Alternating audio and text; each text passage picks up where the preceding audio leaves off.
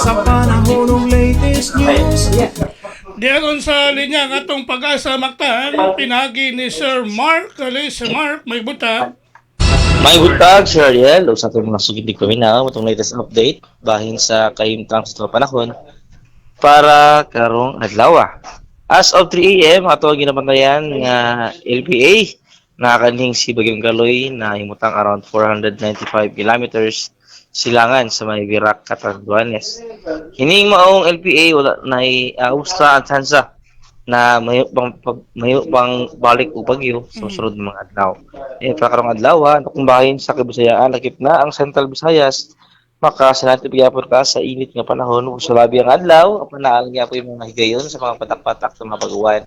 Posible gyapon mga papanugdog kilat, gumikan, aning mga localized thunderstorms. Para sa kahimtang sa hangin o sa kadagatan diri sa Kabisayaan, ana pagkabuntay masinati nga hinay nga na sa kasarangan na paghuros sa hangin. Di na to ang kadagatan magpabiling magmalinaw nga na sa kasarangan ang mga pagbalot. Diri sa Cebu to kadagatan adunay taob karong asutsok 48 sa buntag, punas unyang alas 2:44 sa hapon. Temperatura naa magasukod di kay 27 na sa 32 degrees Centigrado. Haring adlaw nisilang ganinang alas 5:23 sa buntag mosalop unyang alas 5:58 sa hapon. Philippine Standard Time alas 6:03 na sa kabuntagon ug mao na to ang latest weather update gikan diri sa buhatan sa DOST Pag-asa Mactan.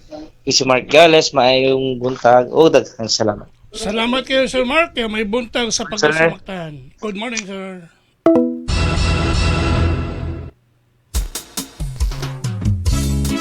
Inyo gadabate ang atong dagan sa kahimtang sa panahon.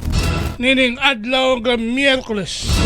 Pizza 13 bulan sa Mayo, tuig 2026. Pinagi ni Sir Mark Gales ang atong weather specialist gikan sa Pag-asa Mactan nga naghatod sa atong dagan sa kahimtang sa panahon kon weather update. Salamat kayo ni Sir Mark Gales og mayong buntag kanatong tanan.